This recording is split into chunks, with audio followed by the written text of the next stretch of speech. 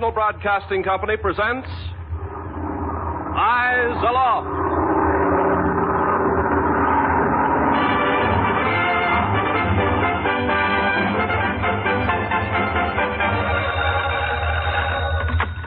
Army flash. 1, multi-motor, high, scene, 15, Lucy 4, overhead, southeast. Eyes aloft, watching the sky, watching for planes flying the lanes up above. Eyes aloft. Eyes Aloft. The 4th Fighter Command of the United States Army Air Forces, in cooperation with the West Coast radio stations, presents this new series of Monday evening programs honoring the 150,000 volunteer observers and filter center workers whose round-the-clock vigilance keeps watchful guard of the Pacific coast against attack by enemy planes. Eyes aloft, night and day, we'll help protect the USA.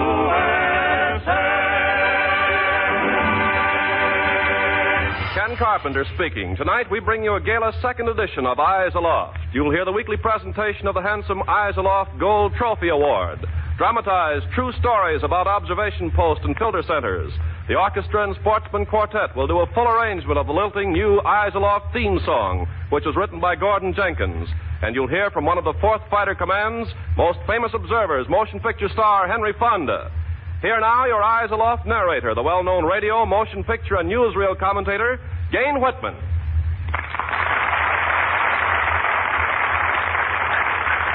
Good evening, ladies and gentlemen. Do you like mystery yarns? Well, our first true story tonight comes from the state of Washington. We have titled it, The Strange Case of the Capitol Dome.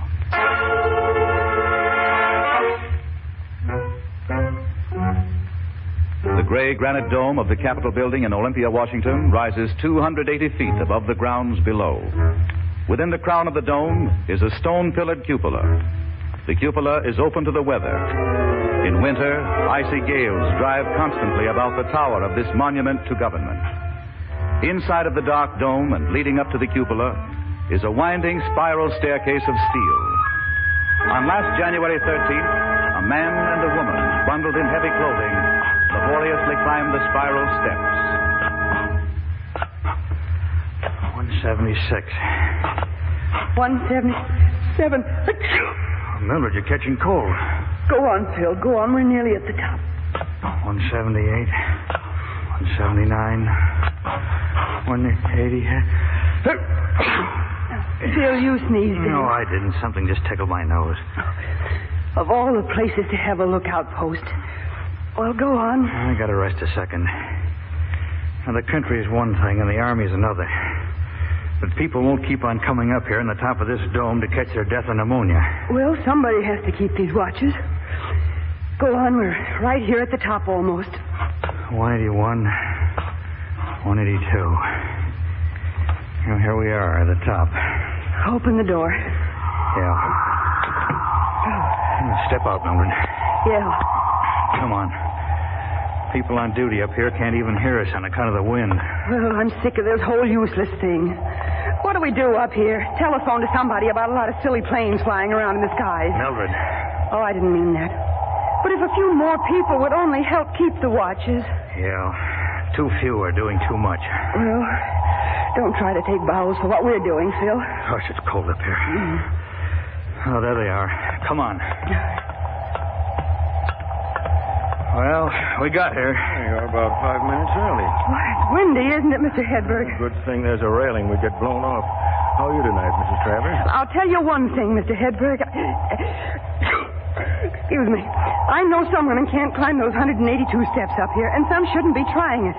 You've got to move this observation post, or it's going to fail. Yeah, I'm afraid you're right. Carl Hedberg, service manager for Talcott Brothers, oldest jewelry store in the state of Washington, is the chief observer in Olympia. He knew after 60 days that the post was failing, would fail completely if it weren't moved from the Capitol Dome. On the 1st of February, Carl Hedberg started promoting. He went to Thad Pierce, manager of one of Olympia's leading hotels. Ed, your hotel here is 6 stories high. There's a good view from your roof. Sure. What are you getting at, Carl? I want to build a little observation shack up on your roof. Oh. Well, you see, Carl... And I want to start construction right away. It's for the protection of the community, you know. I know, but I'm afraid my insurance rate would jump if I opened my roof to traffic. You want to check on that point, Fed? Well, sure I will, right away. And if the rate doesn't increase, can we build our observation post up there? Why, certainly. Only too glad to cooperate. Certainly. Good. Say, if you're that willing to cooperate, Fed, I might give you the honor of taking over a regular observer's watch. Next, Carl Hedberg called on the Nyack Lumber Company and the Washington Veneer Company. Presented his problem. Those 2 companies willingly donated the lumber for the little shack. The Carpenters Union agreed to supply free labor to build it. But one obstacle remained. The lumber had to be raised to the roof of the hotel. Carl Hedberg presented this problem to one of his most reliable and cooperative observers, local police judge Ray Ostrander. Well, Why don't we do it ourselves, Carl? Well, I guess that's one way to get it done. You know anything about hauling lumber up to the top of a 6-story hotel roof? Oh, gosh, no, Ray. I'm a jeweler. Mm-hmm. Well, guess first we need some ropes, block and tackle. I wonder where I can go to borrow stuff like that. I'll get it somewhere. You've been putting in enough of your time on this job without any too much help either. How about borrowing our block and tackle from Western Heating Company? Mm-hmm. Mr. Haskett's a city commissioner. He can't very well turn us down on a deal like ours. Yeah. Say, when will we do this lumber hoisting job, Carl? How about tonight? This is Saturday. Going any place, Ray? Well, nowhere I can't cancel. This is important. I can meet you in the alley back of the hotel at 9 tonight. How's that? All right. Wear old clothes. Sure. Say, suppose we need a city permit to do a job like that? Well, let's do it. Find out later. I'll go and round up the tackle now. Yeah, the lumber will be delivered this afternoon. Well, see you tonight at 9 in the alley, Carl. Okay, Ray. At 9. Okay.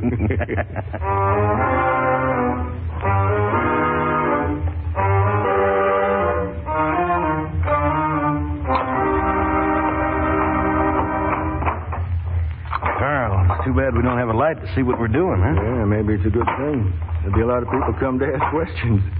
Say, I feel like a second story man. You look like one. There. I think that load's tied together tight now. Well, I hope so. I'll go on back up to the roof now, Ray. Say, this is kind of fun, isn't it, Ray? Well, I've spent less entertaining Saturday nights. Go on, get up on the roof. We'll haul our first load up. Okay. Give me 5 minutes. Righto.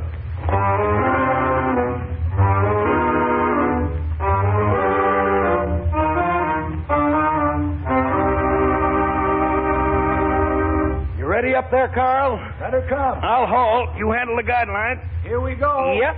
Here comes the first load. Ray, you better take it easy for a minute. I'm not tired. I think there's something wrong with the load. What's wrong with it? I can't see. The lumber's loose or else... Hey, look out. The load's come loose. What? Run, get out of the way. Can't hear what you're saying.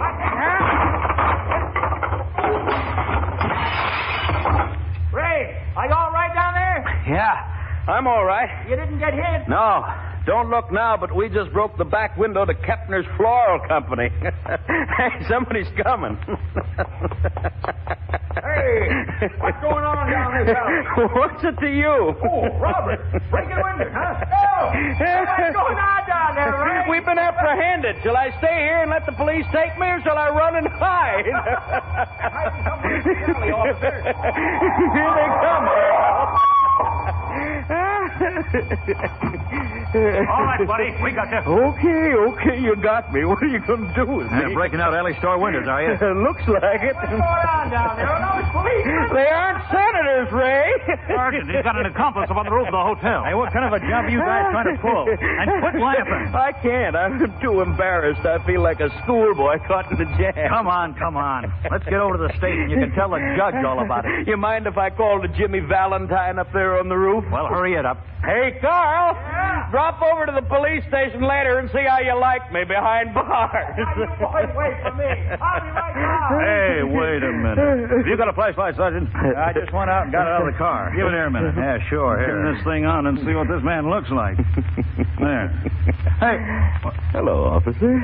Judge Ostrander. Nice night for a murder, eh, boys? Well, but what are you doing back here in this dark alley? What's all this pile of lumber and junk? Well, boys, Carl Hedberg and I are just trying to do a little something for the community, and so far we've kind of messed it up. Oh, we'll pay for the broken window. Now, look, officers, I think I can explain everything. Let's just keep this one off the record, shall we? Yeah. All right.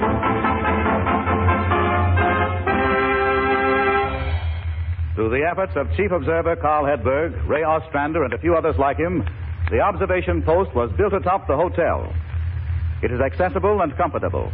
115 observers report regularly as 3 captains, Ray Ostrander, Ernest Miner, and Harland Graver, keep the crews flowing evenly.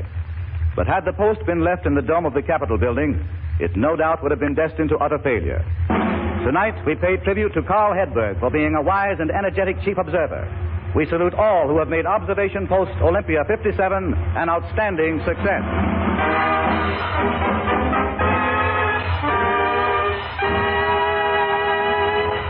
Although Eyes Aloft made its initial appearance on the air lanes last Monday night, already we've had a great many inquiries about our theme song. It's a stirring song written especially for the 4th Fighter Command's Aircraft Warning Service by one of America's most successful writers of hits, Gordon Jenkins, who is also our orchestra conductor. Now, because so many have asked to hear it in its entirety, Gordon Jenkins and the Sportsmen present a special arrangement of Eyes Aloft.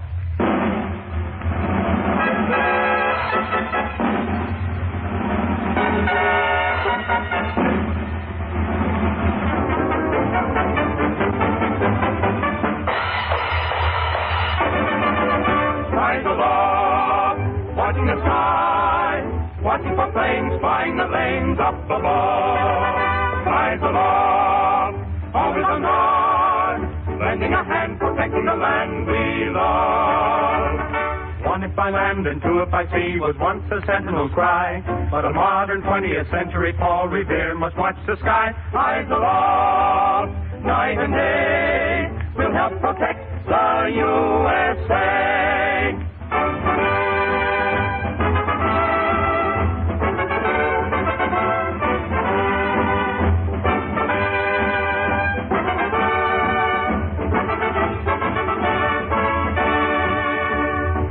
If by land and two if by sea was once a sentinel's cry, but a modern 20th century Paul Revere must watch the sky. Eyes aloft, night and day, we'll help protect the USA.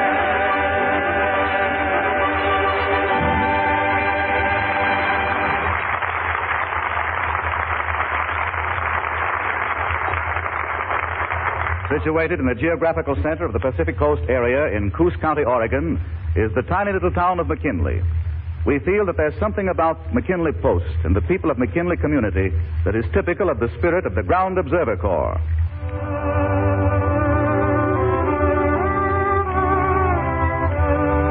A gravel road winds through a beautiful and tight little mountain valley. In a forest-clad hollow, little more than half a mile wide, is McKinley. The post is a little frame building standing beneath a large old cherry tree. John O'Sullivan is chief observer. There in the heart of the little community today stands a typical observation post, carrying on 24 hours a day, though very few planes are ever reported. On April 30th, someone brought a notebook and left it at the post. The book became the Diary of the Watchers. The things that are written in it are beautiful, sincere, inspiring, truly patriotic. Each week, we will read some brief entry made by a McKinley Post observer in this diary. Let's see. This is the way the little book begins. An off-the-record diary of McKinley Observation Post, beginning April 30th, 1942, and ending who knows when. Darn those Japs. Page 1. A very sad beginning to our diary. Just heard that one of our most faithful observers lost 2 fingers in a mill accident. Our sympathy to you, Howard Koch. We turn to another entry a few days later. I am so glad to be a member of this little post and thank everyone for their kindness during our misfortune. Howard is doing nicely now. I am watching from 9 p.m. until 3 a.m. Hope the Japs don't come tonight. Lucille Cole. And one more entry. Monday, May 11th, 1942. At 11 p.m., my son Forrest woke me and got into bed. As I got up, I called his attention to the strange light in the north and northeast. The aurora borealis. At 11:30, the electric power failed. I wrapped myself in a blanket and prepared for a night in the dark. The light in the north increased.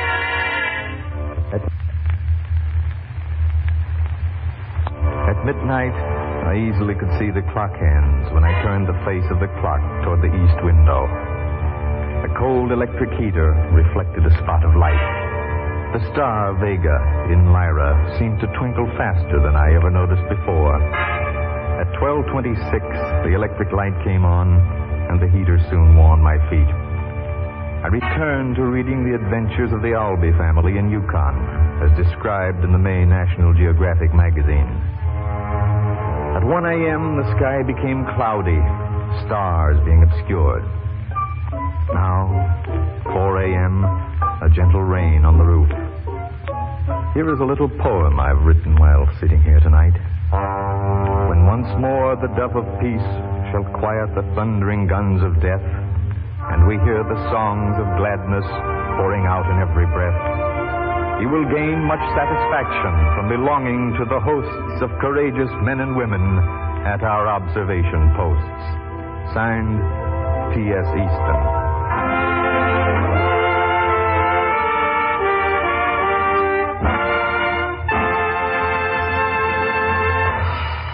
Now, here is Ken Carpenter to chat for a few minutes with one of the most famous observers in the Aircraft Warning Service. Star of the screen and observer at Brentwood, California post, Henry Fonda.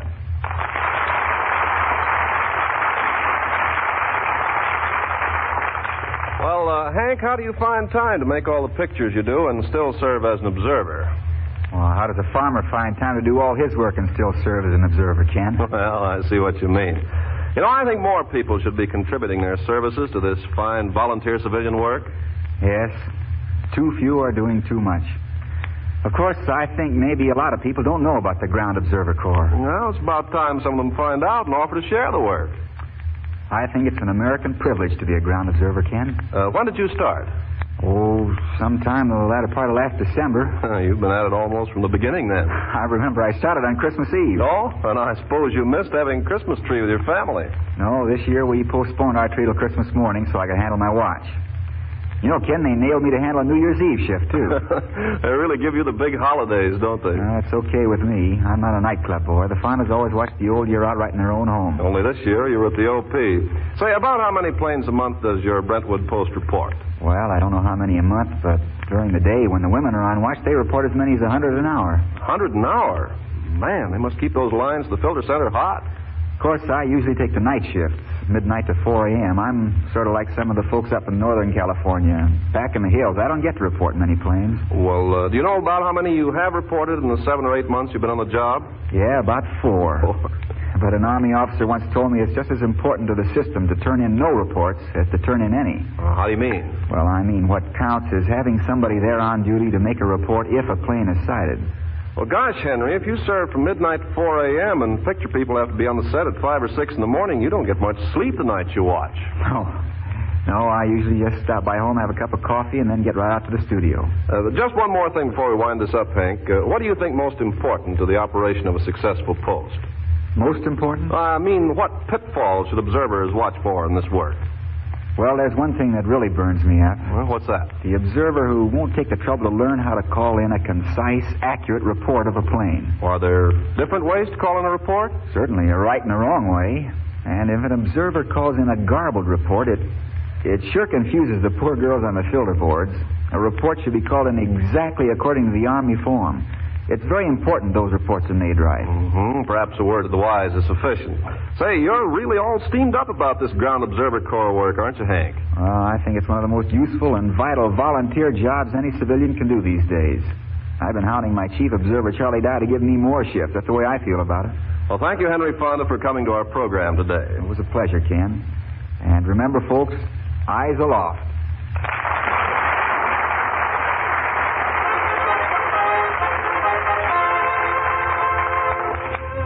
Our last true life story today comes from the little community of Roosevelt, California, on the edge of the Mojave Desert. The Roosevelt Post has had a colorful career, but one with plenty of headaches and heartaches. And for all its trouble, it has maintained a high efficiency rating of nearly 99%. At first, the Post was located in George and Billy Zazana's service station at the Roosevelt Crossroads. But after a few months, a change had to be made. The Zazanas talked it over with Chief Observer John Holdren and Ralph Austin and Aldous Williams one evening. We can't go on leaving our little service station open night and day, John. Well, I don't blame you, George. You see, our place is getting to be a 24-hour-a-day hangout. Transients coming through at night see the only light in town, and they hang around here. Well, I think we ought to build a little shack right across the street, on the corner. You know, good idea come to me this afternoon. What's that, Ralph? Well, I knew we was going to have to move the post out of your service station here. So I got me the idea that maybe we could get an old sedan auto body and make it into a post. Hey, that's not a bad idea, Ralph. You mean just take the wheels off and set her up on blocks over there on the corner? This auto body I got in mine don't have any wheels on it. Well, whose car is it?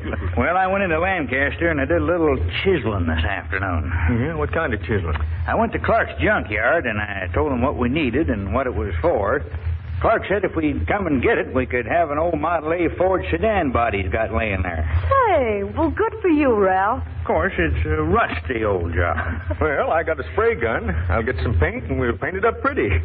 Billy, what's your favorite color? Well, you know me, Elvis. I like green. Okay, we'll paint it green. You know, I figure we can rip out the front seat and build a shelf for the phone. You know, people can sit comfortable in the back seat just like they was going somewhere.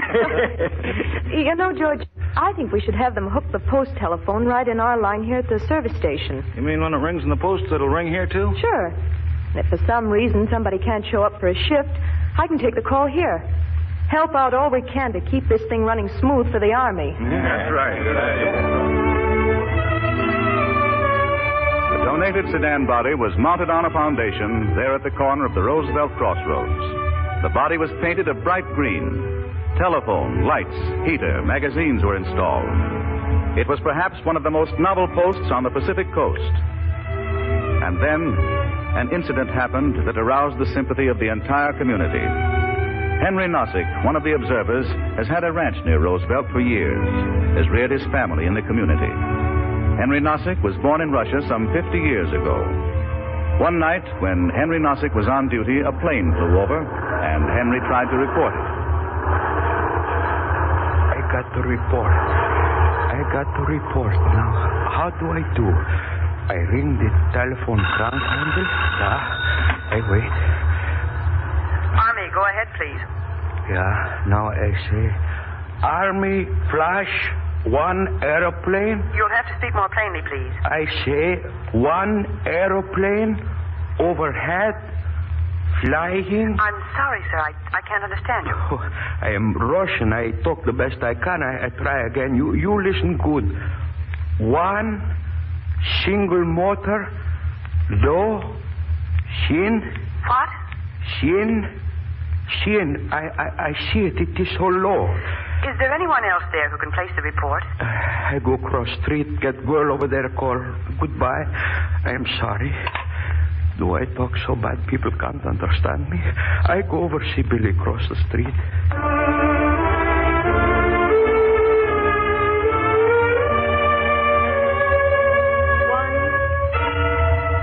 Single motor, low, scene, 36 Ralph, northwest. Oh, there you are, Mr. Nozick. They don't understand me on the phone. What will I do, Billy? Well, when you call, talk slowly, Mr. Nozick. Speak as clearly as you can. I do all that. That girl at that filter center, maybe she don't hear so good. Now, Mr. Nozick, we have no idea how busy they are. Well, they're taking hundreds of calls an hour. They're on the edge. They have so much responsibility. They have a nerve-wracking job to do. Some people don't have patience with foreigners. You aren't a foreigner, Mr. Nozick. You're an American. Ah, sure, I am American. I have my citizenship papers long time, but I can't help. I speak with a Russian accent. That I can't help, even if I try so hard. Now, you mustn't worry. You go on back to your post and watch for planes. Next time you call in a report, speak just as distinctly as you can. All right. I try again, Billy. This job I want to do for my country so much. I want to help like other people in town here. 2 weeks later, and after Mr. Nozick had served several other watches, a request came from Filter Center that Mr. Nozick be relieved of his job as a watcher. When Mr. Nozick was told by the chief observer, he was stunned. He went back and talked to his friend, Billy Zarzana. They don't want me, Billy. I heard this morning. Oh, I'm so sorry. Listen to me talk, Billy. Can you understand me? Now you listen. I speak for you. Army Flash 1 multi-motor high. You understand me, Billy? Yes, Mr. Nozick, but maybe over our poor telephone, it isn't easy for some people to hear real well. I want to be observer, Billy. Oh, I know, Mr. Nozick. My wife, she go out and work in hayfield like man the days. I come to be observer. You know my boy Alex, isn't he in American Army for 2 years? Yes, Mr. Nozick.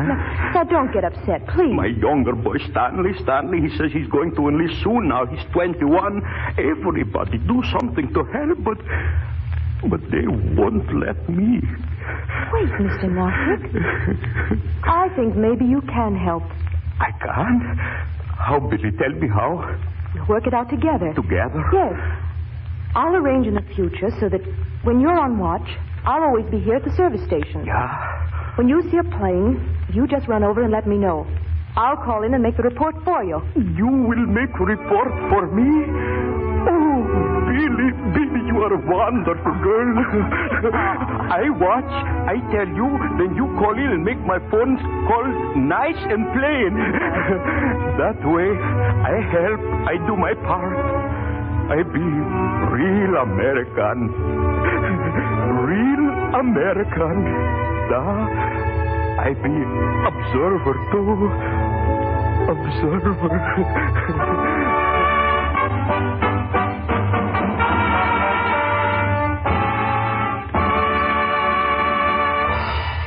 Obstacles such as these, and more than we can tell you about, have constantly befallen Roosevelt Post. Still, the diligent little community has met and conquered each barrier. It is doing its noble part to help warn the nation of the possible approach of the enemy by air. Each week, in cooperation with the Army Air Corps 4th Fighter Command, we present the beautiful Eyes Aloft Gold Trophy Award to some observation post or filter center for outstanding service performed.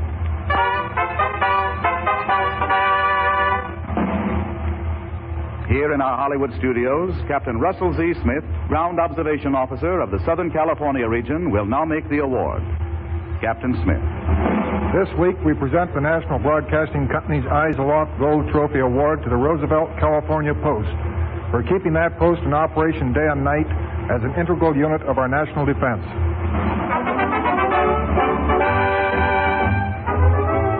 At the conclusion of this broadcast, the Eyes Aloft Gold Trophy Award will be rushed from this studio by Army messenger to the community of Roosevelt, California. The handsome award will stand in the little green sedan post at the crossroads to remind all who have served that America will win. Gain Whitman bidding the 150,000 aircraft warning service workers good night. Next week at this same hour, tune in again for another thrilling human interest broadcast of Eyes Aloft. Perhaps you will hear your story or the story of your post or filter center dramatized on the air. Next week, our guest will be Major Henry Thorne, the last man to fly out of Bataan. Eyes Aloft is written and produced by Robert L. Redd. Original music is composed and conducted by Gordon Jenkins. This is Ken Carpenter charging you to always remember Eyes Aloft. Eyes aloft, watching the sky, watching for planes flying the lanes up above. Eyes aloft, always on guard, lending a hand, protecting the land we love. What if This program came to you from Hollywood. This is the National Broadcasting Company.